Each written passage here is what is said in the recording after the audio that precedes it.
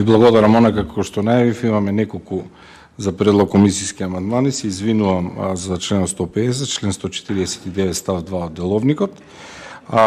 Како втор предлог за комисиски амандман би било членот 2 во ставот 1 алинеја 2 вака вели: со закон се обезбедува заштита на основните права и слободите на физичките лица и под него размена на личните податоци помеѓу надлежни органи. Сметам дека за да ги изразува целите на законот треба да биде додадено заштита при размена на личните податоци помеѓу надлежните органи, затоа што и членот 2 се нарекува заштита на лични податоци.